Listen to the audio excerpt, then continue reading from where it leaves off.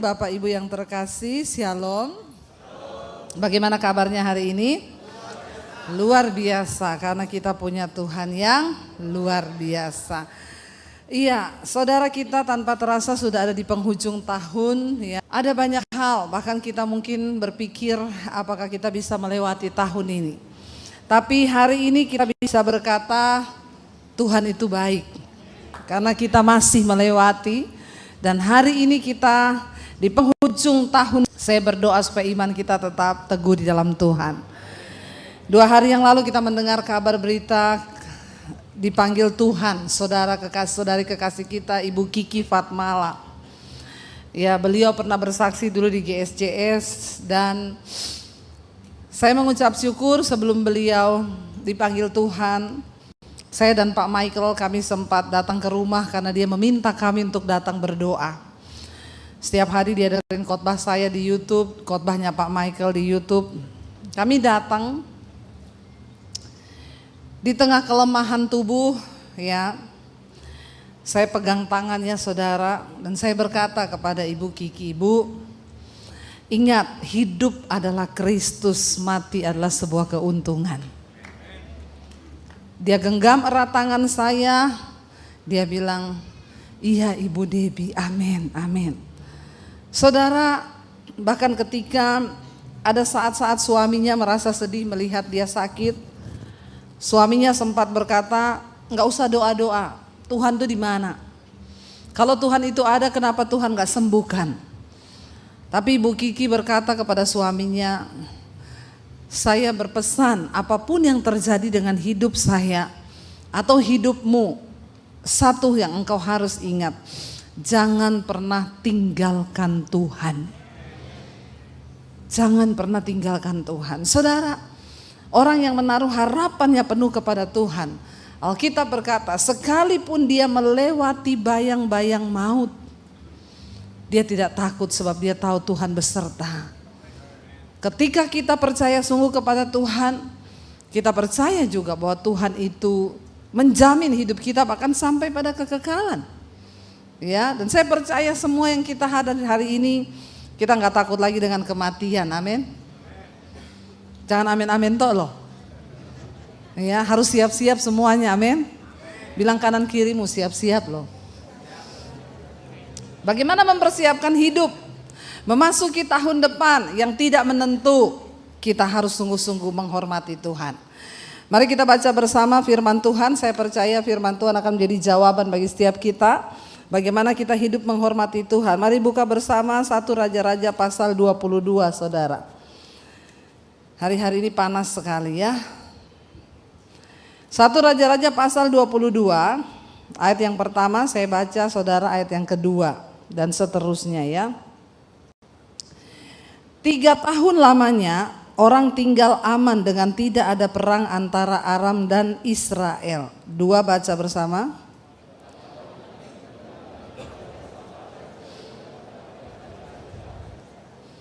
Jadi saudara, seperti yang kita tahu bahwa kerajaan Israel itu terbagi atas 2, yaitu kerajaan selatan dan kerajaan utara. Dan Yosafat itu ada di Yehuda sebagai raja pada zaman itu, dan di Israel itu ada Raja Ahab. Kita tahu bersama Ahab adalah seorang raja yang jahat. Karena apa saudara? Dia menikah dengan seorang perempuan yang paling jahat di Alkitab. Siapa perempuan yang paling jahat di Alkitab? Ada yang tahu? Isabel, ya. Orang Kristen harus tahu cerita di Alkitab supaya engkau bisa cerita kepada anakmu. Bapak-bapak kalau mendongeng atau cerita kepada anak, cerita tentang sejarah atau kisah di Alkitab. Ini kisah-kisahnya menarik loh ya. Lalu ketika itu Raja Yosafat jalan-jalan ke Israel, ketemu sama Raja Ahab. Kita tahu Raja Ahab itu dikatakan raja yang jahat. Kenapa? Dia menikah dengan perempuan yang salah. Isabel membawa patung-patung berhala masuk ke Israel. Dan Ahab suaminya diminta untuk membangun kuil-kuil penyembahan terhadap dewa Baal dan Dewi Asiterot. Dan akhirnya bukan hanya membangunkan kuil itu, Ahab juga ikut menyembah kepada berhala. Dan Alkitab berkata, kenapa Tuhan menghukum Ahab? Karena dia bukan hanya berdosa dengan dirinya sendiri, tapi dia ajak orang lain untuk berdosa. Karena Ahab, bangsa Israel seluruhnya ikut menjadi penyembah berhala. Dan karena itu Tuhan menghukum. Dan bukan cuma itu, Ahab ini seorang raja yang keinginannya itu tidak terbendung. Kita tahu ceritanya bersama ketika satu kali Ahab ini menginginkan kebun anggur milik siapa? Nabot. Kebun anggur itu diingini oleh Ahab. Saya mau tanya saudara, sebagai raja di Israel, kira-kira istananya Ahab itu gede atau kecil? Ya, besar kan? Kira-kira tanahnya luas atau sempit? Luas kan? Dia juga mau tanam kebun anggur kan? Ya terserah dia mau di mana aja bisa kan? Tapi dia kepengen tanahnya, kebun anggurnya yang namanya Nabot. Waktu dia kepengen, dia suruh beli, tanya sama Nabot, mau dijual berapa? Tapi ternyata Nabot menjawab, saya tidak menjual kebun itu. Kenapa? Karena itu adalah peninggalan atau warisan orang tua. Ya kadang orang itu tidak semua harus dihargai dengan uang toh. Ada hal-hal yang memang nggak bisa.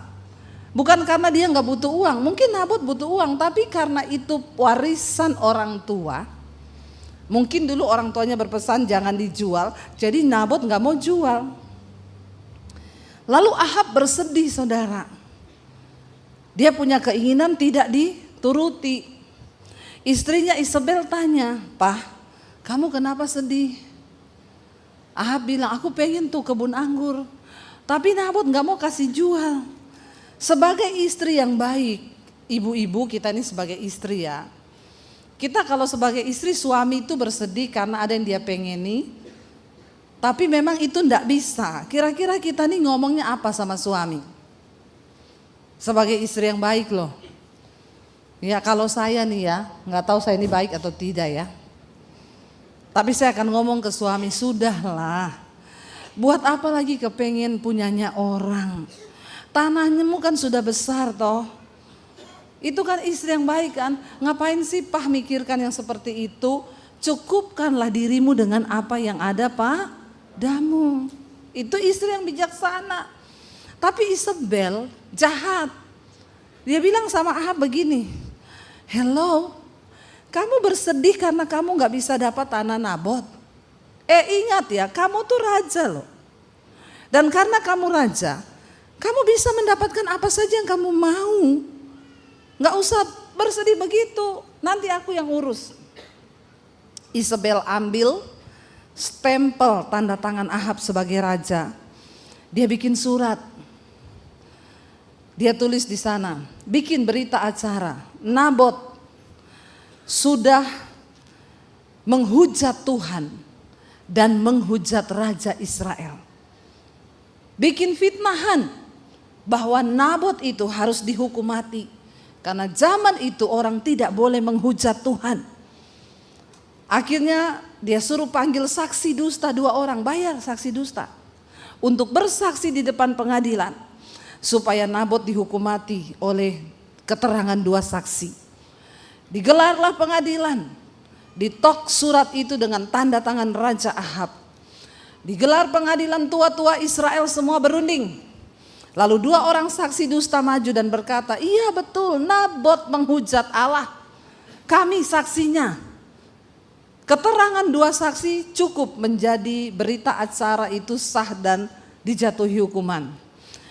Ketika dilihat semua sidang pengadilan bahwa 2 orang saksi ini bersaksi dan itu surat ditanda tangan oleh Raja Ahab, maka hari itu Nabot dirajam dengan batu sampai mati.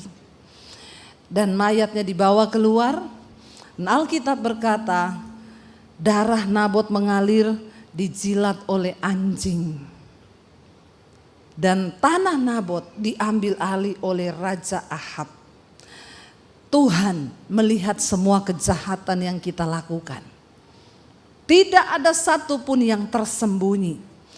ketamakan, kerakusan Raja Ahab untuk memiliki lebih dan lebih lagi. Saudara, hati-hati. Seringkali keinginan dan kerakusan kita itu menjadi berhala, sehingga itu membutakan mata kita dan menghalalkan segala cara. Ada orang-orang berebut warisan, dia tahu itu bukan haknya, dia paksa orang tuanya tanda tangan. Hati-hati, hidup ini bukan hanya hari ini saja. Ingat, kita semua akan berdiri di hadapan tahta pengadilan Kristus. Ketika Nabot mati, Tuhan melihat itu sebagai sebuah kejahatan. Tuhan berkata kepada Elia, kamu pergi sampaikan kepada Raja Ahab, aku telah melihat kejahatan yang kau rancangkan dengan istrimu. Dan engkau akan melihat satu saat engkau pun akan mati dibunuh, dan darahmu akan dijilat oleh anjing serta dicuci di sungai. Darahmu akan mengalir ke sungai di mana tempat perempuan-perempuan sundal mandi di sana. Mengerikan. Dan apakah ayat itu, firman itu terjadi? Itu diucapkan Elia beberapa tahun yang lalu. Kita akan lihat, saudara. Ketika Raja Yehuda itu datang kepada Raja Israel, berkatalah Raja Ahab begini kepada Raja Israel, kepada Raja Yosafat. Ayat 3, berkatalah Raja Israel kepada pegawai-pegawainya, tahukah kamu bahwa Ramot Gilead sebenarnya milik kita? Tanah lagi kan, kepengen lagi memiliki. Tetapi kita ini tinggal diam saja, kita tidak merebutnya dari tangan Raja negeri Aram. Lalu katanya kepada Yosafat, maukah engkau pergi bersama-sama dengan aku untuk memerangi Ramot Gilead? Jawab Yosafat kepada Raja Israel, kita sama-sama, yuk. Aku dan engkau, rakyatku dan rakyatmu, kudaku dan kudamu. Diajaklah Raja Yosafat.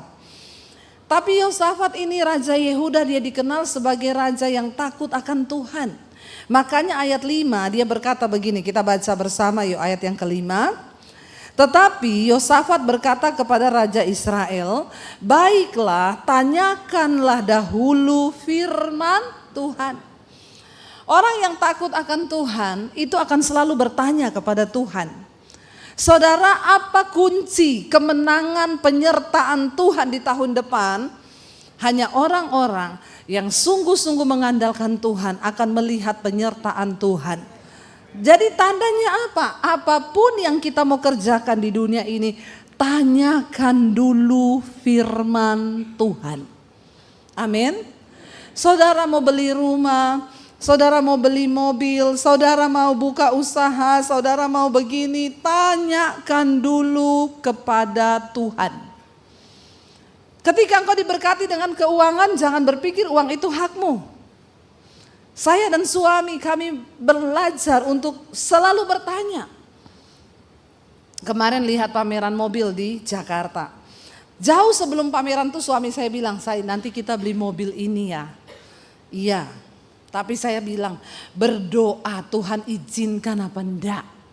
Iya, kita bawa dalam doa sekarang, kata suami saya. Ya iya, doa dulu no, sekarang kan pamerannya masih lama. Tiba-tiba pameran dibuka, kita pergi saudara ke mobil yang mau kita lihat. Saya bilang sama suami, berdoa loh, berdoa. Kita lihat di mobil itu udah naik, disuruh coba sama orangnya. Enak ya Pak? Enak, memang enak. Ya udah Bapak DP dulu, nanti berapa hari kami kirim. Suami saya bilang, tunggu, jangan buru-buru DP say. Minta damai sejahtera dari Tuhan. Kita keliling-keliling dulu. Mas bentar kita keliling-keliling dulu ya. Iya Pak, enggak DP aja sekarang Pak, ini lagi ada promo gini-gini. Enggak, kita keliling dulu. Kita keliling, suami saya bilang minta tanda ya saya sejahtera apa enggak. Kita nih punya duit loh, punya. Saya ini YouTuber. Jadi saya bisa bebas mau beli mobil apa aja yang saya mau. Tapi tanya Tuhan. Menabur nomor 1 ya. Jangan saudara lupa, ingat semua harta yang kau punya hari ini akan dipertanggungjawabkan di hadapan Tuhan. Jangan sampai Tuhan bilang, sini kau menghadap, bawa catatan keuanganmu. Nanti kita akan menghadap Tuhan.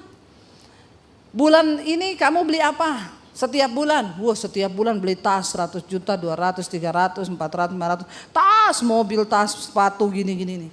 Menaburmu berapa? Minus. Enggak pernah nabur. Saudara, semua harus kita pertanggungjawabkan di hadapan Tuhan. Akhirnya kami jalan keliling. Suami saya bilang, "Say, gimana? Kamu damai sejahtera enggak?" "Enggak, Isai, masa kita nih hamba Tuhan beli mobil kayak gitu loh. Jangan, hedon." Terus saya tanya sama suami saya, "Kalau kamu?" "Ya, aku juga enggak sejahtera." "Ya sudah, pulang, udah jadi." Udah jadi, lo kita harus menahan diri, saudara. Bukan berarti semua keinginan kita itu adalah sesuatu yang Tuhan restui. Benar enggak? Ya, masih banyak hal yang perlu kita lakukan untuk pekerjaan Tuhan. Harus bijaksana, apa-apa tanya Tuhan. Mau beli apa aja, mau melangkah apa aja, mau buka toko. Anak-anak muda yang kepengen tahun depan menikah siapa? Angkat tangan. Yang belum nikah aja, yang sudah nikah jangan angkat tangan. Ya, ada di belakang tinggi sekali ya Tuhan, lihatlah tangannya itu yang terangkat sangat tinggi sekali ya. Berarti memang pergumulannya udah kebelet banget tuh ya. Pengen kawin dia tahun depan. Tapi enggak apa-apa, kita doain. Tetapi jangan lupa tanya Tuhan. Bawa dalam doa. Kalau Tuhan bilang itu bukan jodohmu, ya jangan dipaksakan. Karena kau akan menderita nanti. Ya, dengar-dengaran sama Tuhan. Yosafat berkata, "Tanyakan dahulu firman Tuhan." Ayat yang ke-6, baca bersama 1, 2, 3. Lalu Raja Israel mengumpulkan para nabi, kira-kira 400 orang banyaknya. Kemudian bertanyalah ia kepada mereka, "Apakah aku boleh pergi berperang melawan Ramot Gilead atau aku membatalkannya?" Jawab mereka, "Majulah, Tuhan akan menyerahkan ke dalam tangan raja." Saudara, zaman itu perjanjian lama, kita tahu Israel itu adalah bangsa teokratis. Pemimpinnya satu-satunya adalah Tuhan. Tapi ketika mereka berteriak minta raja, Tuhan kasih raja. Tetapi tetap keputusan atas bangsa itu berdasarkan suara Tuhan. Jadi kepemimpinan politik zaman itu di Israel, suara nabi-nabi sangat diperhitungkan oleh raja. Ahab, raja yang jahat. Dia tahu kalau nabi Tuhan yang asli pasti menentang keinginannya. Jadi Ahab itu kenapa jahat di mata Tuhan? Dia bikin kelompok nabi-nabi palsu untuk berbicara mendukung semua yang dia mau. Kalau saudara baca judul perikopnya di sana adalah ya, nabi Tuhan berhadapan dengan nabi palsu. Ketika ada yang asli, selalu ada yang palsu. Nabi pun begitu. Ahab bikin kelompok nabi untuk mendukung semua rencana dan program-programnya agar rakyat percaya bahwa itu suara Tuhan. Makanya Ahab tuh jahat sampai suara Tuhan aja dipalsu sama dia. 400 nabi berkata, "Maju karena Tuhan akan memberikan kemenangan kepadamu." Ayat yang berikutnya saudara, ayat yang ke-8. Lalu ayat yang ke-7, Yosafat itu pegah dengan Tuhan. Waktu dia dengar 400 orang nabi satu suara loh, mendukung Ahab semua untuk berperang. Ayat 7 kita baca bersama, apa yang Yosafat bilang? Tetapi Yosafat bertanya, "Tidak adakah lagi di sini seorang nabi Tuhan, supaya dengan perantaraannya kita dapat meminta petunjuk?" Yosafat tuh curiga. Ini kok nabi satu suara semua ya? Mendukung ya? Ada enggak nabi satu lagi untuk kita minta petunjuk? Ayat 8, jawab Raja Ahab, dia berkata begini. Jawab Raja Israel kepada Yosafat, apa? "Masih ada seorang lagi yang dengan perantaraannya dapat diminta petunjuk Tuhan. Tetapi apa? Aku membenci dia." Kenapa dia benci? Sebab tidak pernah ia menubuatkan yang baik tentang aku, melainkan apa saudara? Dia selalu menubuatkan malapetaka. Karena memang Ahab ini orang jahat, makanya selalu dia akan ditimpa oleh malapetaka. Lalu orang itu ialah siapa? Mika bin Yimla. Kata Yosafat, "Raja jangan berkata begitu, masa kamu benci dia? Tapi dia kan nabi Tuhan." Bayangkan saudara, 400 banding 1. Hari-hari ini saya mau bilang kepada saudara, dengarkan pengajaran-pengajaran yang murni dari firman Tuhan. Ada begitu banyak pengajaran kepalsuan, ya. Saudara, kita harus mempertahankan keselamatan sampai garis akhir. Banyak pengajaran bermunculan kasih karunia, enggak apa-apa. Saudara selingkuh selamat masuk surga, saudara homo masuk surga, saudara lesbi masuk surga, saudara mabok, merokok, saudara duniawi semua masuk surga. Yesus berkata, ketika dia datang kali yang kedua, banyak orang datang mengaku-ngaku kenal Yesus. Tapi Tuhan bilang, aku tidak mengenal engkau, sebab engkau pembuat kejahatan. Akan ada Tuhan sangkal enggak? Ada saudara. Ditolak enggak dikenal karena mereka tidak bertobat. Ayat yang ke-9. Kemudian Raja Israel memanggil seorang pegawai, lalu dia suruh jemput Mika bin Yimla dengan segera. Akhirnya dijemput Mika. 10. Sementara Raja Israel dan Yosafat Raja Yehuda duduk masing-masing di atas tahtanya dengan pakaian kebesaran di suatu tempat pengirikan di depan pintu gerbang Samaria, sedang semua nabi itu bernubuat di depan mereka. Nabi-nabi palsu ini terus bernubuat yang bagus-bagus.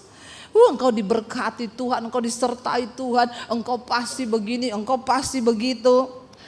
Maka Sedekia bin Kenaana, ini juga nabi palsu, membuat tanduk-tanduk besi. Lalu berkata, demikianlah firman Tuhan. Dengan ini engkau akan menanduk Aram sampai engkau menghabiskan mereka. Maju, mereka akan habis, dia bilang.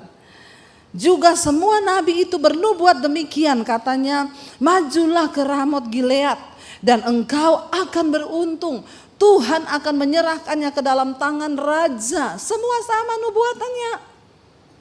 Lalu saudara, tiba-tiba suruhan raja itu sampai di rumahnya Mika. Suruhan yang pergi memanggil Mika itu berkata kepada Mika begini, ketahuilah ya, itu nabi-nabi di sana 400 orang. Mereka sudah bersepakat meramalkan yang baik bagi raja. Jadi kau, ya ingat ya, hendaklah engkau juga berbicara seperti mereka, ya. Dan engkau harus meramalkan yang baik untuk raja. Dia dapat pesan sponsor. Jangan macam-macam, harus ngomong yang sama. Saudara, terlalu banyak hal-hal yang manis yang kita dengar dan kita berkata memang di akhir zaman orang akan cari pengajaran-pengajaran yang menyenangkan di telinga. Saya pernah diundang di salah satu acara, di situ dihadiri oleh satu kepala daerah, saudara. Karena itu di gereja, kepala daerahnya orang Kristen disuruh maju ke depan. Lalu ada 3 pendeta yang diminta maju berdoa untuk kepala daerah itu. Di depan semua masyarakat. Termasuk saya satunya. Pendeta yang pertama dikasih mic, dia berdoa. Tuhan akan mengurapi engkau. Melakukan pekerjaan-pekerjaan yang hebat, yang besar, yang dahsyat. Semua rakyatnya teriak, amin, amin, amin. Saya dengar bagus doanya. Lalu pendeta yang kedua dikasih mic berdoa. Tuhan akan mengokohkan tahtamu, kerajaanmu, pejabatanmu. Tuhan akan memberikan kepercayaan yang lebih besar. Saya gini, Tuhan ini semua bagus-bagus doanya ya. Aku enggak mau berdoa dengan logikaku Tuhan. Taruh perkataanmu di mulutku Tuhan. Begitu semua tepuk tangan saudara. Amin, amin. Mic-nya dikasih ke saya. Saya juga nggak tahu apa yang saya katakan lah ya, biar Tuhan lah ya. Saya tiba-tiba berdoa begini. Firman Tuhan berkata, kalau engkau sungguh-sungguh melakukan apa yang berkenan di mata Tuhan, engkau hidup menurut hukum-hukum Tuhan, engkau menghormati Tuhan, maka Tuhan akan mengokohkan jabatanmu dan akan memberikan engkau kepercayaan yang lebih besar. Tapi jika engkau tidak menghormati Tuhan, engkau berdosa terhadap Tuhan, dan engkau menyangkal dan tidak menghormati Tuhan, maka Tuhan akan menjatuhkan engkau dan akan mempermalukan. Habis saya berdoa itu saya, kenapa doa saya begitu ya? Tapi ya tidak ada yang amin, tidak ada yang teriak saudara. Ya seperti biasa salaman, ya yang doanya bagus kan. Terima kasih ya Pak Pendeta, haleluya. Iya lama ngomongnya lama. Mungkin juga amplopnya lebih tebal. Yang kedua juga begitu, sama saya cuma ini. Ya sudahlah, yang penting sudah disampaikan. Tidak lama setelah itu terbongkar semuanya saudara. Dan ternyata itu nubuatan dari Tuhan. Kasus perselingkuhan, kasus keuangan, dan berakhir di penjara. Siapa yang bisa bersembunyi dari Tuhan? Tidak ada saudara. Kalau Tuhan berkata itu pasti terjadi. Akhirnya dikatakan kepada Mika, jangan kau ngomong yang macam-macam kecuali sama. Ayat 14 baca bersama. Tetapi Mika menjawab, demi Tuhan yang hidup, sesungguhnya apa yang akan difirmankan Tuhan kepadaku, itulah yang akan kukatakan. Saya kadang kalau habis khotbah, suami saya itu bisiki, khotbahmu tadi itu loh terlalu keras. Saya bilang, ngomong ke Tuhan, jangan ngomong ke saya. Ya. Saudara mau khotbah yang keras? Atau yang lembek-lembek? Karena makanan yang keras itu untuk orang dewasa. Makanan yang lembek itu untuk bayi. Ya. Yang saya heran udah tua-tua semuanya masa masih kayak bayi terus. Itu namanya bayi ajaib. Mukanya tua, ya. Tapi nggak mau bertumbuh. Loh, hanya bayi yang makan bubur dihancurin di blender lagi. Tapi saya tanya, bubur ada gizinya? Ya, orang dewasa makan nasi padang, pakai sambal. Ya, apalagi kalau makan ayam geprek, tingkat kepedesannya pol. Nggak apa-apa dia nggak sakit perut karena sudah dewasa. Lalu saudara dikatakan, kita lanjut ayat 15. Setelah ia sampai kepada raja, bertanyalah raja kepadanya, Mika, apakah kami boleh pergi berperang melawan Ramot Gilead atau kami membatalkannya? Jawabnya kepadanya, majulah. Mika itu bercanda saudara, bercanda. Karena kan dia sudah diwanti-wanti kan, suruh pesan sponsor toh. Awas loh ya, kamu harus satu suara dengan mereka. Makanya dia bilang, oh tuanku raja, majulah dan engkau akan beruntung. Sebab Tuhan akan menyerahkannya ke dalam tanganmu. Bercanda. Ya. Lalu raja marah. Raja tuh bilang gini, tumben ini Mika bernubuat yang baik. Raja ngomong gini, tetapi raja berkata kepadanya, sampai berapa kali aku menyuruh engkau bersumpah ya, supaya engkau mengatakan kepadaku tidak lain dari kebenaran demi nama Tuhan. Berarti kan raja ini sebenarnya sudah tahu kan. Yang dari Tuhan itu sebenarnya bukan itu kan. Lalu akhirnya Mika menjawab begini ayat 17. Lalu jawabnya, nah ini yang benar dari Tuhan. Kau mau tahu kalau kau pergi berperang apa yang akan terjadi? Telah kulihat seluruh Israel bercerai-berai di gunung-gunung seperti domba-domba yang tidak mempunyai gembala.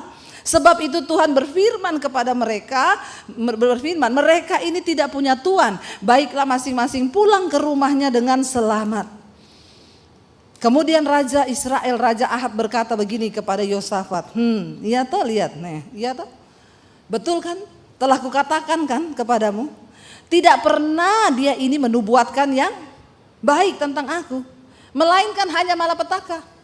Ini kan berarti nubuatannya Israel seperti gembala yang tidak domba yang tidak bergembala, nggak punya tuan. Berarti apa? Rajanya mati. Harusnya kalau dia tahu itu suara Tuhan, taat, jangan berangkat. Amin. Tapi dasar orang punya keinginan itu melebihi ketaatannya. Hati-hati saudara. Tahun 2024 tanpa ketaatan engkau tidak akan melihat berkat-berkat Tuhan di hidupmu. Karena itu tinggalkan dosa, buang semua hal yang menyakiti hati Tuhan. Tuhan berkata, aku menghormati orang yang menghormati aku. Bayangkan loh kalau kita menghormati Tuhan, kita dihormati Tuhan. Wow, kalau Tuhan hormati kita, saudara bisa bayangkan apa yang akan saudara alami. Saya melihat bagaimana Tuhan menyertai hidup kami. Saya cuma tiap hari bisa berkata, wow, wow, wow, wow. Amin. Tapi engkau harus menghormati Tuhan. Lalu dikatakan di sana begini saudara. Kita lompat ayat yang ke-27. Raja Israel itu tidak terima apa perkataan Tuhan. Dia nggak mau pegang saudara. 26. Berkatalah Raja Israel 26, tangkaplah Mika, bawa dia kembali kepada Amon, penguasa kota, dan kepada Yoas anak raja, dan katakan, beginilah titah raja. Apa? Masukkan orang ini dalam penjara dan beri dia makan roti dan minum air yang serba sedikit, jangan banyak-banyak, supaya dia tidak mati. Supaya apa saudara? Kalau nanti dia masih hidup, sampai aku pulang dengan selamat. Masih pede loh, pede banget dia. Nggak mau dengar Tuhan, nggak mau dengar firman Tuhan, malah memberontak. Apa yang Mika jawab kepada raja? Tetapi jawab Mika, jika engkau benar-benar engkau pulang dengan selamat, tentulah itu bukan Tuhan yang berfirman kepadaku. Tuhan berarti tidak berfirman lewat aku. Lalu disambung Mika begini, dengar hai bangsa-bangsa sekalian, pegang ucapanku ini ya. Kalau memang raja pulang dengan selamat dari pertempuran itu, berarti aku tidak dipakai Tuhan untuk menyampaikan firman-Nya. Ayat 29 baca bersama. Sesudah itu majulah Raja Israel dengan Yosafat, Raja Yehuda ke Ramot Gilead. Tetap maju. Raja Israel berkata kepada Yosafat, pintar sekali memang ini Ahab. Dia punya strategi yang jitu. Dia bilang begini sama Yosafat, aku akan menyamar dan masuk ke pertempuran.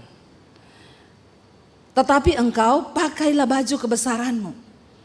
Ya, lalu menyamarlah Raja Israel, kemudian masuk ke pertempuran. Saudara, dalam setiap pertempuran itu yang menjadi tujuan sasaran utama dibunuh siapa?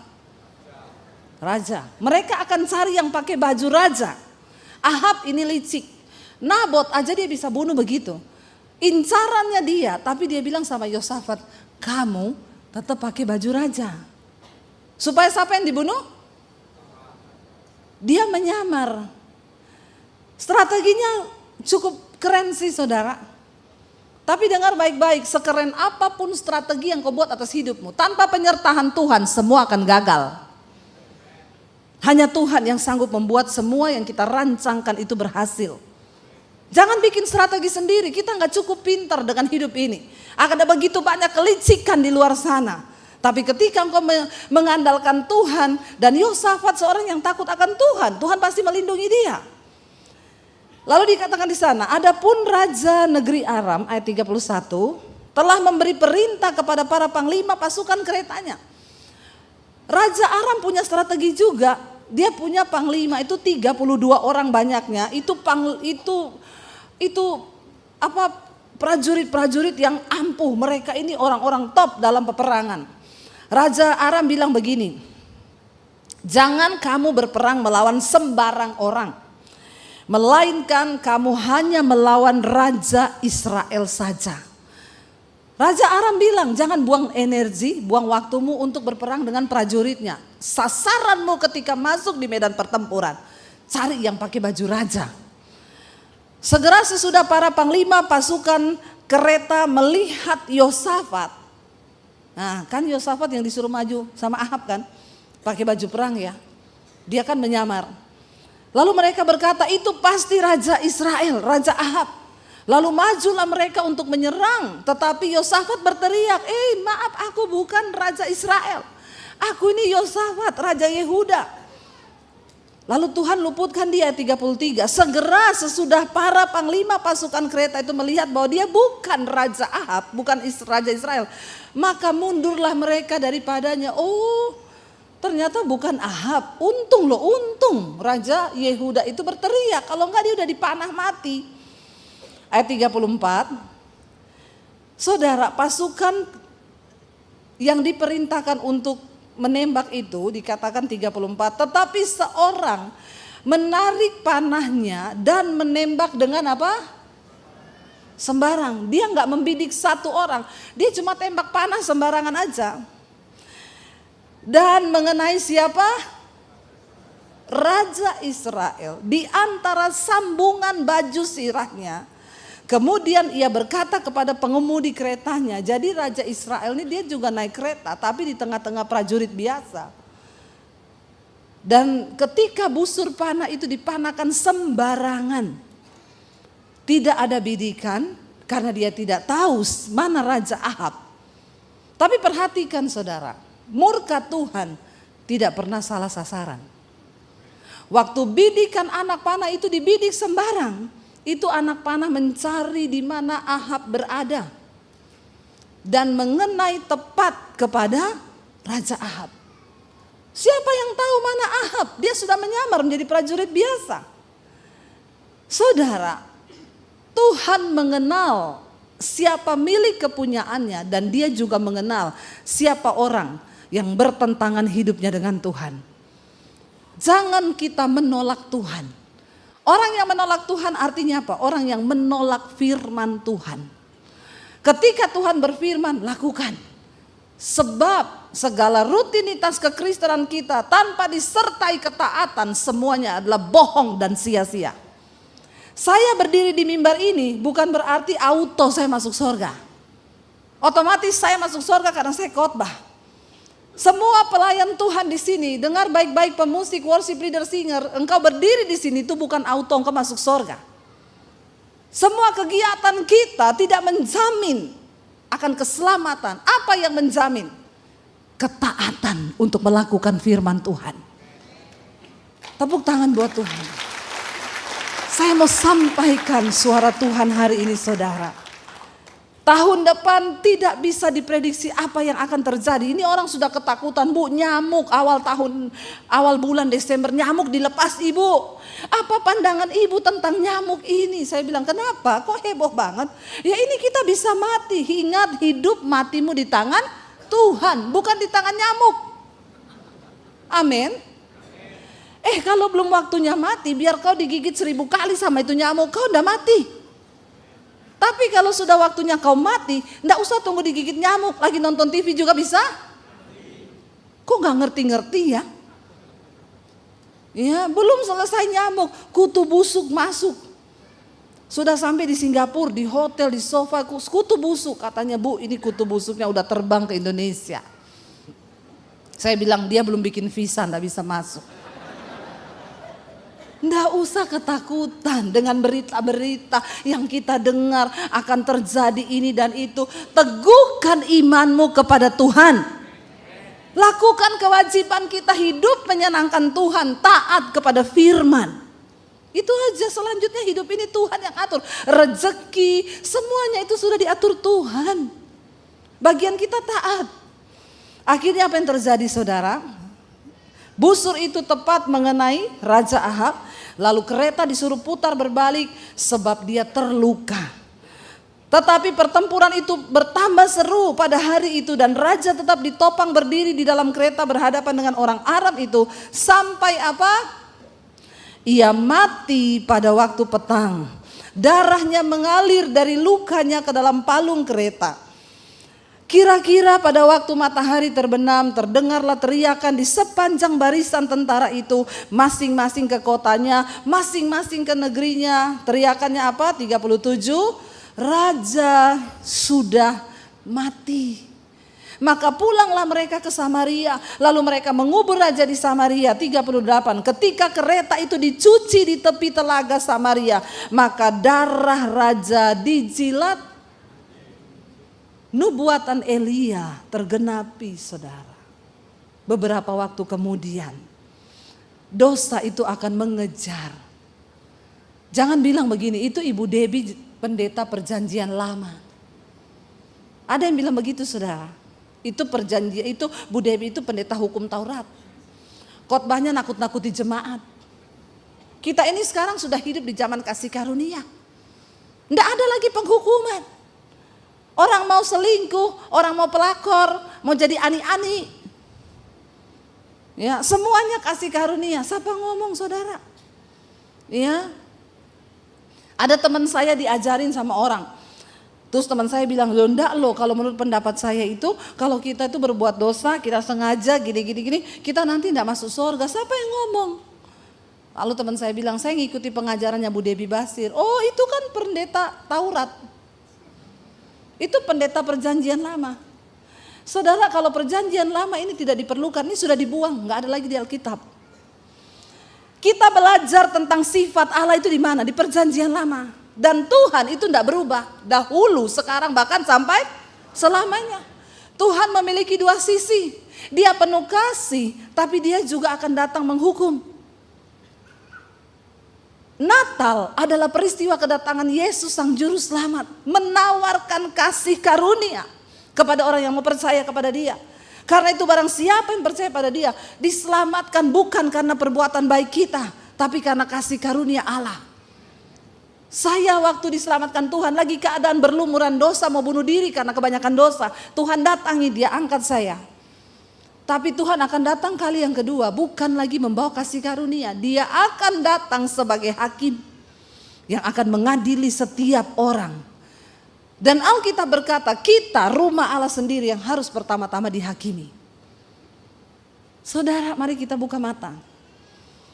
Apa yang sudah nubuatkan Tuhan dan dikatakan di sana, darahnya dijilat anjing, sedang apa? Perempuan-perempuan sundal mandi di tempat itu sesuai dengan firman Tuhan yang telah diucapkannya. Kenapa perempuan sundal?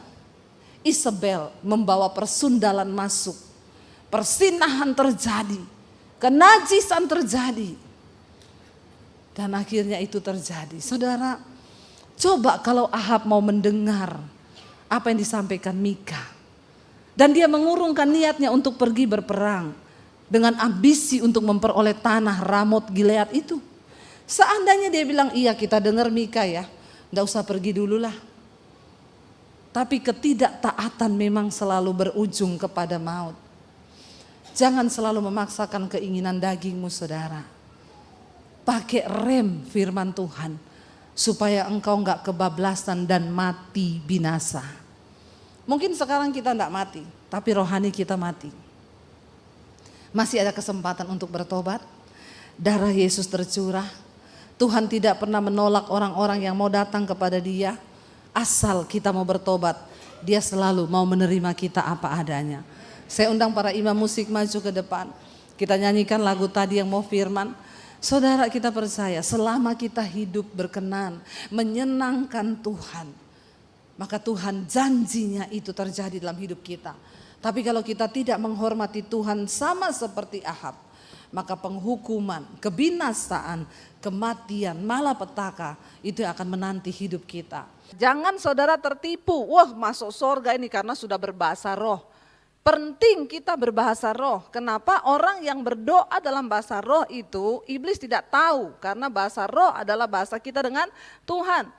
Tetapi dengan berbahasa roh belum tentu jalan tol engkau ke sorga.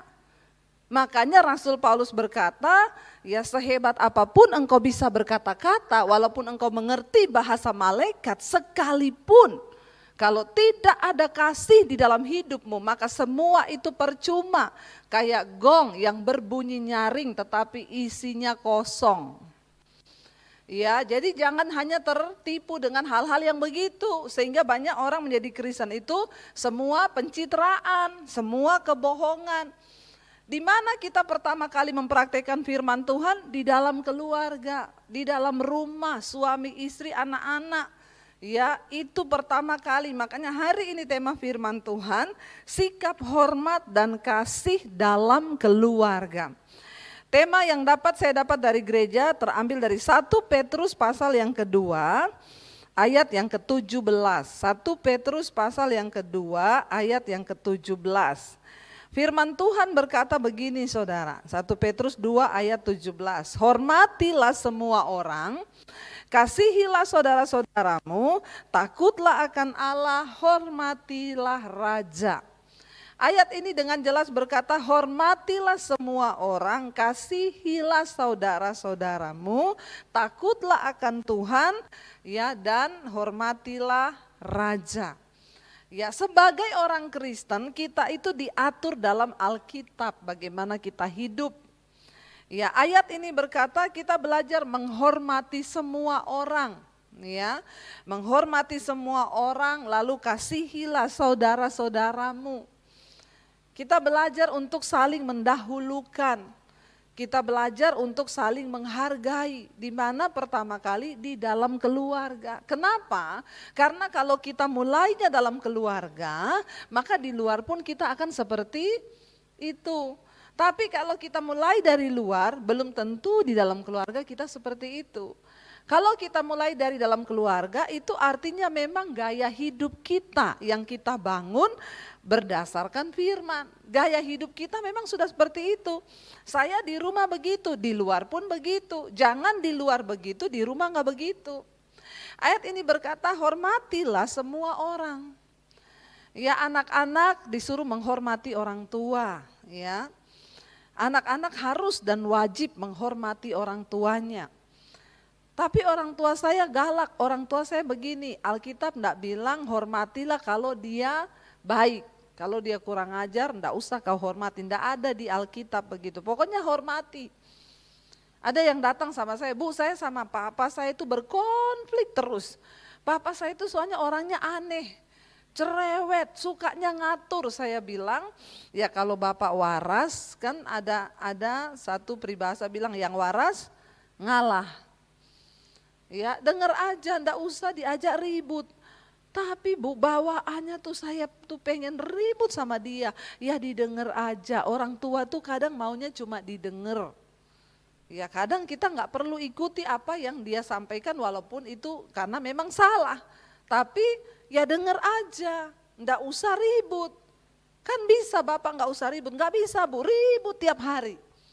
Ya saya bilang biar bagaimanapun dia adalah orang tua yang melahirkan kita. Sejahat apapun dia, ya dia sudah ditetapkan Tuhan menjadi orang tua kita. Karena itu kita wajib menghormati. Kalau kita disuruh menghormati semua orang aja kita disuruh hormati, apalagi terhadap orang tua. Firman Tuhan berkata, hormatilah ayah dan ibumu supaya lanjut usiamu di tanah yang aku berikan kepadamu. Firman Tuhan dalam ke-10 hukum. Ya ada sambungannya. Kalau yang lain cuma jangan membunuh, jangan berzinah, jangan bersumpah palsu, jangan ini. Tapi yang hukum ini dikatakan hormatilah ayah dan ibumu supaya lanjut usiamu. Ya, jadi firman Tuhan itu berkata untuk satu ini hormati ayah dan ibumu.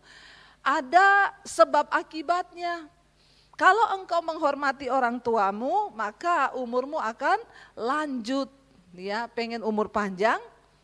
Amin. Hormati orang tua.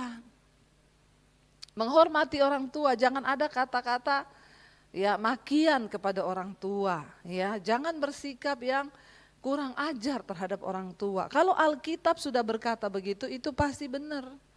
Ya, nah saya akan baca saudara, saya pengen kita baca firman Tuhan itu sudah mengatur. Kolose 3 mulai ayat 18 kita buka. Kita lihat di Alkitab supaya hidup kita ini terarah, teratur di dalam kita berkeluarga. Supaya apa yang firman Tuhan suruh itu benar-benar terjadi. Kolose 3 ayat 18, firman Tuhan mengatur tentang kehidupan dalam rumah tangga. Ayat 18 di sana dikatakan saudara, ya Kolose pasal yang ketiga ayat 18 mulai dikatakan, ya hai istri-istri tunduklah kepada suamimu sebagaimana seharusnya di dalam Tuhan. Pertama, bagaimana kita hidup dalam rumah tangga, istri kita tunduk kepada suami. Ya, tunduk kepada suami di dalam Tuhan.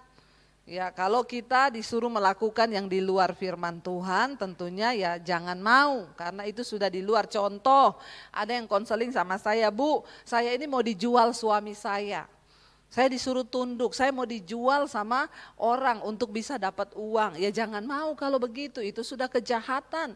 Tapi suami saya bilang, Alkitab bilang kamu tuh harus tunduk, oh itu setan, bukan suami. Jangan dituruti kalau kayak begitu, itu enggak boleh. Alkitab dengan jelas berkata di dalam Tuhan. Ya hai istri tunduklah kepada suami, makanya suami engkau bisa mengklaim ayat ini kalau engkau juga hidup di dalam Tuhan. Karena kalau di luar Tuhan tidak akan mungkin bisa terjadi. Kenapa ada istri yang tidak tunduk kepada suami? Karena pasti suaminya tidak hidup di dalam Tuhan. Engkau tidak berhak menuntut ayat ini kalau engkau tidak di dalam Tuhan. Kalau engkau di dalam Tuhan, sudah pasti istrimu akan tunduk. Nggak mungkin istri nggak tunduk sama suami yang takut Tuhan tuh nggak mungkin. Itu juga istri gila kalau sampai dia nggak tunduk kepada suami yang takut akan Tuhan. Ya, tetapi ayat ini dengan jelas berkata, mari istri-istri kita tunduk. Dalam hal apa? Dalam segala hal. Ya, dalam segala hal kita tunduk, terutama misalnya dalam hal apa? Keuangan, kalau suami kita mengatur keuangan. Tapi suami yang takut Tuhan kan nggak mungkin pelit-pelit. Melarang kita menabur atau melarang kita apa. Makanya dengan jelas dikatakan, istri-istri tunduklah kepada suamimu sebagaimana seharusnya di dalam Tuhan. Jadi catat baik-baik bapak-bapak, ya, ada satu kali bapak-bapak WA saya, Bu, ayat yang berkata istri tunduk kepada suami itu di mana ya? Ibu bisa kirimkan ke saya, buat apa? Mau saya kasih ke istri saya. Buat apa Pak? Istri saya itu nggak pernah mau tunduk sama saya. Mana ayatnya Bu? Saya bilang sebentar, sebelum saya kasih yang itu, saya kasih dulu yang untuk Bapak. Emang ada Pak. Kalau Bapak sudah melakukan itu, baru Bapak bisa tuntut istrimu. Ya, coba lanjut ayat yang berikutnya, ayat yang dikatakan, nah ini yang untuk Bapak saya kasih dulu ya, Bapak baca baik-baik, kira-kira kalau Bapak sudah melakukannya, baru Bapak kasih ayat itu ke istrimu. Bapak tuntut dia karena Bapak sudah melakukan ini. Firman Tuhan berkata, bagaimana suami harus hidup? Hai suami-suami, kasihilah istrimu dan janganlah berlaku kasar terhadap dia, kata firman Tuhan. Ya, nah kalau Bapak sudah melakukan hal ini, mengasihi istri, jangan berlaku kasar. Apa itu mengasihi? Kasih itu sabar, murah hati, tidak mementingkan diri, tidak sombong, tidak berlaku yang tidak sopan, tidak berlaku yang tidak adil. Kalau bapak-bapak sudah melakukan itu semua, baru bisa menuntut istri untuk tunduk. Enggak mungkin ada istri yang tidak tunduk kalau suaminya itu mengasihi istri dan jangan berlaku kasar terhadap dia. Amin bapak-bapak. Ini aminnya berat apa karena pakai masker atau memang abot gitu ya, orang Jawa bilang abot deh ternyata, suruh mengasihi istri dan jangan berlaku kasar. Ya, katanya surga anak di telapak kaki ibu, surga istri di dompet suami. Wah itu salah saudara. Ya, surga istri saudara ya. Kalau ada bapak-bapak yang mengasihi, saya bilang, Pak, Bapak sudah melakukan ini. Bapak mengasihi istrimu dan Bapak tidak berlaku kasar. Kalau sudah melakukan ini baru Bapak bisa menuntut istrimu. Seringkali kita ini pinter, pedang itu firman Tuhan dijadikan pedang untuk menusuk ya jiwa seseorang. Ya suami tusuk istri pakai firman. Kamu tahu nggak ya, firman Tuhan tuh bilang loh, istri itu harus tunduk loh pada suami, padahal kelakuannya kasar. Ini kira-kira bisa menuntut istri seperti itu? Nggak bisa. Jangan bermain-main dengan firman. Karena suami yang takut Tuhan itu nggak mungkin istrinya itu nggak tunduk. Saya bilang, Pak, kenapa ada istri yang tidak tunduk kepada suami? Karena di situ ada suami yang tidak mengasihi istri. Ini sudah timbal balik. Kenapa ada suami yang tidak mengasihi istri? Karena juga di situ ada istri yang tidak tunduk kepada suami. Kalau kita mengerti firman Tuhan, kenapa ada firman, kenapa Tuhan memberikan hukum kepada bangsa Israel, suruh tulis sama Musa, karena Tuhan tahu kalau kita hidup sungguh-sungguh menuruti hukum-hukum itu, maka bahagialah hidupmu. Tapi zaman sekarang firman hukum dipakai sebagai senjata untuk menyerang. Istrinya nggak tunduk, kamu nggak tunduk ya, baca nih Alkitab, satu ini Kolose pasal yang begini ini, tunduk kepada suami enak aja. Ya, Alkitab bilang suami kasihi istrimu dan jangan berlaku kasar kepada dia. Maka di situ pasti ada istri yang tunduk kepada suami. Saya tiap bangun pagi melayani suami. Saya bikinin sarapannya, saya bikinin ya minuman, jamu yang menyehatkan supaya kita sama-sama sehat. Apa yang saya minum, saya kasih dia minum. Apa yang saya makan, saya kasih dia makan. Saya mengasihi dia. Kenapa? Karena saya tunduk kepada dia karena dia mengasihi saya. Dan tidak pernah berlaku kasar kepada saya. Nah itu timbal baliknya. Tapi kenapa ada ibu-ibu bikin kopi dikasih sianida? Karena ada suami yang kurang ajar di situ pasti sama istri. Ya pergi orang Jawa bilang sak karepe, nggak pernah pamit. Ada di sini bapak-bapak yang pergi dari rumah, pergi main sama teman, nggak pamit sama istri? Nggak ada ya, jemaat di Viva semua luar biasa. Amin. Bilang aminnya pede dong. Ya amin gitu ya. Kan harusnya begitu saudara. Ketika kita sudah menikah, artinya kita harus menikah itu makanya enggak mudah. Ada hal-hal yang harus kita buang. Yang dulu kita lakukan seenak kita, sekarang enggak bisa lagi. Seringkali kita akan kehilangan waktu bersama teman-teman kita. Kenapa? Karena kita memang komit dalam rumah tangga ini. Saya sekarang ini hampir enggak pernah pergi ada teman akrab atau sama orang lain, enggak pernah. Ya karena saya kadang izin, saya mau pergi gini ya, mau we time wanita-wanita. Kalau dia nggak bolehin saya nggak pergi. Ya saya di rumah sama dia, bersama terus kita. Ya dia juga seperti itu. Jadi saya kadang tanya, kata orang-orang itu menikah harus punya temen loh. Katanya suami punya we time sendiri, me time lah apa, istri juga begitu. Kamu nggak punya temen, saya bilang sama suami saya, dia bilang lah kamu sudah cukup menjadi teman terbaikku. Kurang apa saya tuh curhat sama kamu, semua kelebihan kekuranganku kamu yang tahu. Saya pun tidak punya sahabat karib. Sahabat karib saya siapa? Suami saya. Kenapa saudara itu bisa terjadi? Karena kami belajar tunduk kepada firman. Saat suami tunduk kepada firman, istri tunduk kepada firman, ya kita kemanapun tahu. Suami saya mau kemana pamit. Kalau saya bilang gak boleh, ya gak boleh. Saya pun begitu. Kita komitmen dengan aturan di dalam rumah tangga, aturannya apa? Firman Tuhan. Bahkan maaf, ada begitu banyak rumah tangga yang kacau dan bubar karena campur tangan orang tua atau mertua masuk di dalam rumah tangga.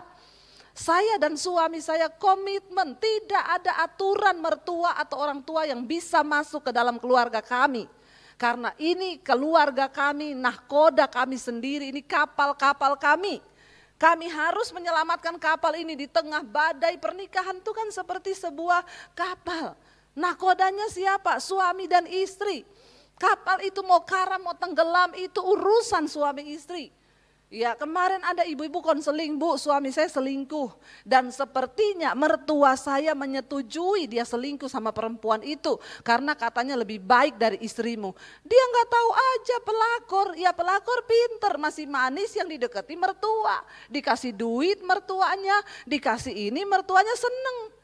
Menantunya dianggap tidak baik karena selama ini ya memang kita punya aturan di dalam rumah tangga. Bapak ibu dengar baik-baik, Alkitab dengan jelas berkata ketika engkau menikah suami istri akan bersatu dengan suami atau istrinya meninggalkan orang tua mereka. Dalam artian apa? Bukan kita berpisah tidak ada hubungan lagi, tapi tidak boleh ada prinsip dari orang tua yang boleh masuk di dalam keluarga kita. Apalagi saya dan suami kita pakai prinsip firman Tuhan. Jadi enggak ada. Mami saya atau mertua saya boleh, itu kamu enggak boleh loh didik anak begitu. Mam, saya punya prinsip sendiri mendidik anak saya sesuai dengan firman Tuhan. Itu yang benar. Ya, jangan sampai suami datang, kata mama saya, kamu itu harus gini loh. Tidak boleh, sangat tidak boleh. Kehancuran banyak pernikahan itu karena bawa-bawa mamah di dalam keluarga. Demikian juga istri, engkau gak bisa berkata, kata mami saya itu begini loh. Dulu papi saya begini, ya udah bubar aja kalau kayak gitu. Ketika kita berkomitmen menikah, sama-sama kita punya prinsip membangun rumah tangga, firman Tuhan yang harus menjadi dasarnya. Bukan kata suami, bukan kata orang tua, bukan kata mertua. Ya, kita ambil yang baiknya. Kalau memang ada yang perlu kita contoh, kita tiru. Tapi tidak boleh prinsip dari nenek moyang kita bawa masuk di tengah rumah tangga kita. Itu sangat tidak boleh. Sebagai orang tua pun saya menghimbau, bukan saya tapi firman Tuhan. Sebagai orang tua atau mertua, jangan terlalu campuri urusan anak-anakmu. Katakan kepada mereka, mama hanya bisa mendoakan. Mama doakan semua yang terbaik bagi kalian. Mama support di dalam doa, apa yang bisa mama ya bantu, kalian minta tolong mama lakukan. Tapi selama tidak, jangan mengintervensi kehidupan anak-anak kita dengan prinsip-prinsip kita. Itu yang bisa bikin berantem. Bisa bikin berantem. Saya mau tolong keluarga, saya ngomong ke suami. Suami mau tolong keluarganya, dia ngomong juga ke saya. Kita harus sepakat, jangan uang suami habis buat keluarganya, uang istri habis buat keluarganya, rumah tangganya mau dibawa kemana? Ada ibu-ibu konseling, bu, suami saya setiap terima gaji itu habis bu, buat mamahnya, buat adeknya, buat kakaknya, saya dikasih sekian, cukup nggak cukup itu? Nggak bisa seperti itu saudara, ini nahkoda kita bersama-sama, kapal ini ada anak-anak di belakang kita. Kita harus memikirkan anak-anak kita.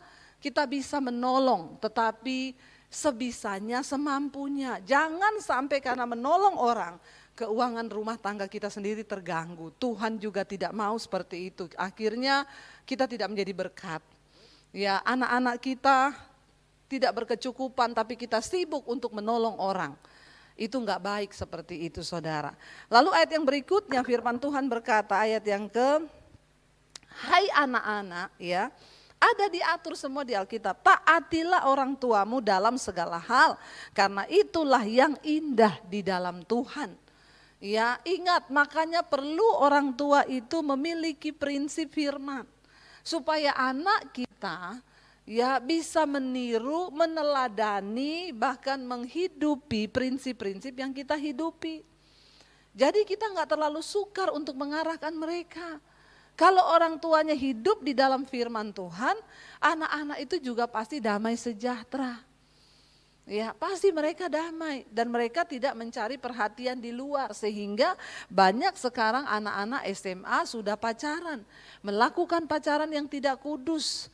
Ya, jatuh dalam persinahan. Kenapa? Karena di rumah dia lihat papa mamanya itu tidak menjadi teladan. Kalau kita hidup dalam kasih Kristus, rumah tangga kita akur suami istri, anak-anak kita pun mencontohi itu. Enggak usah banyak ngomong. Kenapa? Karena keteladanan kita itu berbicara lebih keras daripada perkataan kita. Kita memberi teladan kepada anak-anak lewat apa? Hidup kita ini loh. Kita melakukan firman, warisan iman, bagaimana kita menaruh iman kepada Tuhan ketika kita tidak punya uang, ketika kita menghadapi badai, kita terus menaruh iman percaya kepada Tuhan, itu akan dilihat oleh anak-anakmu. Dan itulah iman, itulah warisan terbaik yang engkau bisa berikan. Ya, engkau kasih warisan uang, habis saudara, malah bisa bikin berantem. Ya, orang sekarang kaya raya bingung mau atur warisan, belum atur aja sudah ribut anak-anak. Ya, sudah dapat banyak, masih tetap merasa tidak adil, tidak puas. Jadi ternyata harta itu bukan warisan terbaik. Apa yang warisan terbaik bagi anak-anak kita? Keteladanan iman.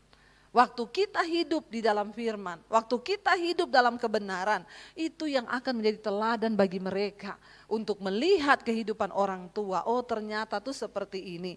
Ya, lalu ayat berikutnya di sana dikatakan, semua diatur, hai bapak-bapak, ya, anak-anak suruh taat sama orang tua, sama bapak, sama ibunya. Tetapi hai bapak-bapak, jangan sakiti hati anakmu supaya jangan tawar hatinya. Saya pernah membahas dengan suami saya ini. Kata suami saya gini, kok cuma bapak-bapak ya, enggak ada ibu-ibu. Kenapa?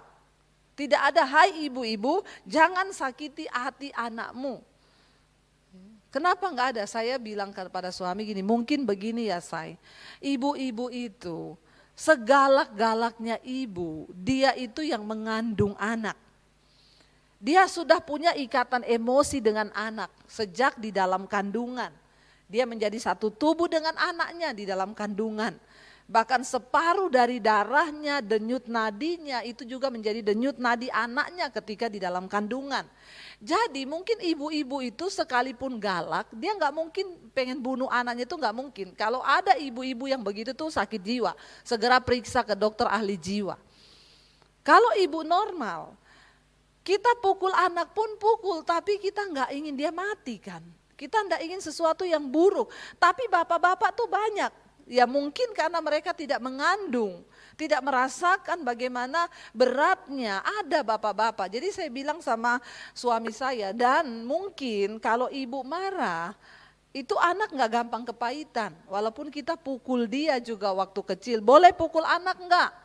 Ada yang tanya sama saya, Bu boleh pukul anak? Boleh, pakai rotan di kaki waktu umurnya masih kecil untuk memberikan dia arahan.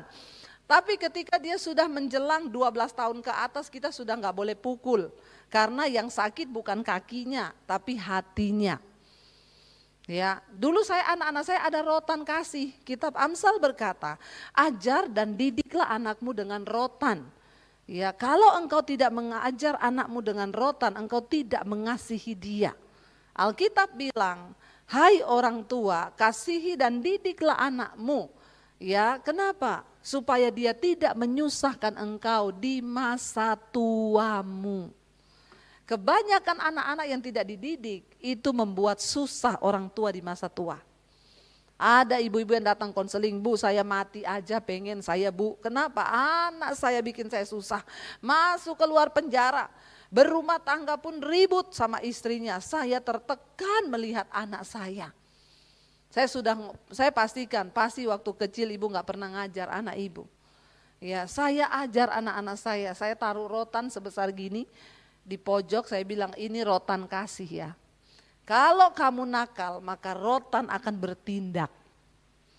Kenapa? Alkitab menyuruh ya. Alkitab berkata, punggung orang bebal meminta pukulan. Jadi kalau sampai mami pukul kamu pakai rotan, itu bukan karena mami yang mau, tapi punggungmu yang minta pukul dong, pukul dong, pukul dong. Jadi kamu ngerti? Saya terangkan firman Tuhan saudara. Jadi mereka tahu. Jadi mungkin ibu-ibu kita pukul anak pun, misalnya sakit itu cuma sebatas di luarnya aja. Tapi kalau bapak-bapak, bahaya kalau mukul anak, karena anak itu terlukanya dalam. Sampai ayat ini bilang, jangan sakiti hati anakmu supaya jangan tawar hatinya. Saya banyak konseling orang jadi homo, jadi lesbi, mengalami kelainan-kelainan seksual. Kenapa? Karena kegagalan bapak di dalam rumah tangga. Bapak tidak mampu menjadi teladan yang baik. Bapak tidak takut Tuhan, tidak menjadi pelaku firman. Sehingga anak-anak melihat itu yang laki-laki kepahitan sama bapaknya. Sehingga ya dia kepengen menggantikan ya figur bapaknya itu saudara ya, dan akhirnya terjadi kelainan-kelainan, dia benci kepada bapaknya, lalu dia benci laki-laki, ya dia benci ini, dia pengen balas dendam, itu terjadi kelainan-kelainan di jiwa. Ya, dan akhirnya dia bisa jadi homoseksual. Kebanyakan bapak yang tidak bertobat, anaknya bermasalah. Ada anak-anak yang masih remaja sudah jadi simpenan, ya, sugar daddy, ya. Kalau masih muda, bapaknya kaya raya disebut sugar daddy. Tapi kalau sudah mulai tua, penyakit gula, daddy sugar, bapak-bapak sakit gula. Jadi nggak usah sombong kalau jadi bapak-bapak. Ya, kenapa akhirnya banyak wanita-wanita remaja jatuh ke pelukan om-om? Karena mereka mengalami tawar hati dengan bapaknya di rumah. Karena Alkitab berkata bapak itu adalah figur Tuhan di dalam keluarga. Engkau adalah wakil Kristus bagi anak-anakmu. Jadi saudara bayangkan kalau gambar diri Allah dalam bapak itu rusak. Itu akan membuat anakmu susah untuk datang kepada Tuhan. Bahkan mereka akan cenderung kepahitan sama Tuhan dan berkata, "Ndak Tuhan-Tuhanan. Hidupku adalah hidupku. Aku mau kayak apapun terserah aku." Hari ini saudara, firman Tuhan mengingatkan setiap kita. Mari kita bertobat. saling menghormati, suami hormati istri, istri hormati suami, anak-anak hormati orang tua, sehingga rumah tangga kita menjadi rumah tangga yang harmonis. Saya undang para imam musik maju ke depan. Saya percaya saudara, Alkitab berkata, di mana ada orang hidup rukun bersama, di dalam rasa hormat dan saling mengasihi, maka kesanalah berkat Tuhan itu diperintahkan. Maukah kita rumah tangga kita menjadi keluarga rumah tangga yang diberkati Tuhan? Firman Tuhan tidak pernah berdusta. Firman Tuhan selalu ya dan amin. Kalau kita mau melakukannya, maka kita akan diberkati. Mari kita bangkit berdiri bersama. Ini imam